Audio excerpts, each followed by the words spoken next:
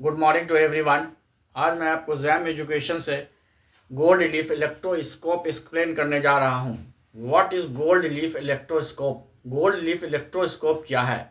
तो gold leaf electroscope जो है वो चार्ज को डिटेक्ट करता है, ना कि वो चार्ज को बताता कि ये पॉजिटिव चार्ज है या नेगेटिव चार्ज है। पहले गोल्ड लीफ इलेक्ट्रोस्कोप को हम एक्सप्लेन करने जा रहे हैं। देखिए, सबसे पहले हम एक ग्लास जार लेते हैं।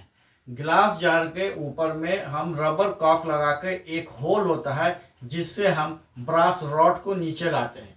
ब्रास रॉड के नीचे में गोल्ड लीफ लगा देते हैं। अब क्वेश्चन उठता है कि गोल्ड लीफ क्यों लगाते हैं? Why we have taken gold leaf? तो हम मेटल और नॉन मेटल चैप्टर में पढ़ चुके हैं कि गोल्ड का जो प्रॉपर्टी है, जो मेलिएबिलिटी और डक्टिलिटी है, सबसे ज़्यादा गोल्ड में ही पाया जाता है। मेलिएबिलिटी मतलब कि इसको थिन शीट में कन्वर्ट करना बहुत आसान है और थिन से थिन शीट में बनाया जा सकता है, और डक्टिलिटी में इसको थिन वायर में कन्वर्ट किया जा सकता है। तो थिन वायर में मतलब कि 1 ग्राम गोल्ड को अगर हम लेते हैं तो 4 से 5 किलोमीटर तक इसको हम खींच सकते हैं। तो ये पता ही चलता है कि इसमें मेलिएबिलिटी और डक्टिलिटी प्रॉपर्टी बहुत ज़्यादा होने की वजह से हम गोल्ड लीफ लेते हैं। अगर हमारे पास गोल्ड लीफ नहीं है तो हम एल्युमिनियम फॉइल भी ले सकते हैं। अब उसमें हम ब्रास रॉड रबर कॉक से इसको कर देते हैं। यहाँ पर वुडन ब्लॉक देते हैं और इसको टोटल को एयर टाइट करते हैं। एयर टाइट इसलिए करते हैं ताकि चार्ज जो हम डिटेक्ट करने जा रहे हैं वो चार्ज में बाहरी वातावरण का कोई असर नहीं पड़े। देखिए, एक एक्सप्लेन करने जा रहा हूँ मैं। ये देखिए, इसको ये जो हमारा है ब्रास डिस्क है, ये ब्रास रॉड है, नीचे में गोल्ड लीफ है। अब हम इसको एक्सप्लेन करने जा रहे हैं charge of conduction, charge of induction से। तो चार्ज ऑफ कंडक्शन क्या है, चार्ज ऑफ इंडक्शन क्या है?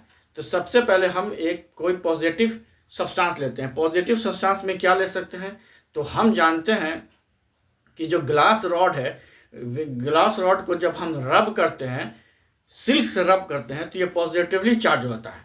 ये देखिए, पॉजिटिवली चार्ज हो गया, ग्लास रॉड को ले लिए। तो अब क्या होता है, चार्ज ऑफ कंडक्शन क्या होता है? चार्ज ऑफ कंडक्शन में जब हम टच करते हैं किसी सब्सटेंस को तो सेम चार्ज उसमें आ जाता है। और चार्ज ऑफ इंडक्शन में क्या होता है, जब उसके नज़दीक रखते हैं तो अपोजिट चार्ज आता है। मतलब कि अगर हम पॉजिटिव चार्ज लेके आए और टच नहीं कर रहे हैं तो उसके बगल वाले पर नेगेटिव चार्ज आएगा, और जब हम टच कर देंगे तो अगर हम पॉजिटिव सब्सटेंस लेकर आए हैं तो पॉजिटिव ही चार्ज आएगा, अगर हम नेगेटिव लेकर आए हैं तो नेगेटिव ही आएगा। तो अभी हम ग्लास रॉड ले आए हैं जो कि पॉजिटिवली है। अब इसको हम जब टच करते हैं तो हम जान रहे हैं कि ये गुड कंडक्टर है, तो चार्ज जो है धीरे धीरे नीचे जाएगा, और जब नीचे जाएगा चार्ज इससे होकर तो गोल्ड फॉइल के पास पहुंचेगा। जबकि हम जान रहे हैं गोल्ड फॉइल जो है, दोनों जो सेम चार्ज जब आ जाएगा, जब दोनों पर सेम चार्ज आएगा तो डाइवर्ज करेगा। तो क्या करेगा? डाइवर्ज होगा, मतलब फैल जाएगा। अब हम लेते हैं एबोनाइट रॉड।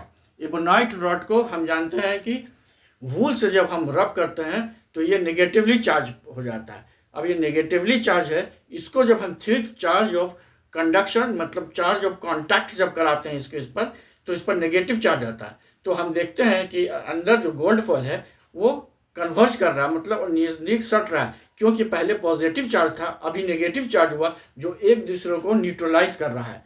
इसी को हम गोल्ड लीफ इलेक्ट्रोस्कोप कहते हैं। Thank you, have a nice day. और स्क्रीनशॉट ले लीजिए, and if anybody having any confusion, any problem, then you may see 3 to 4 times, then your problem will be resolved.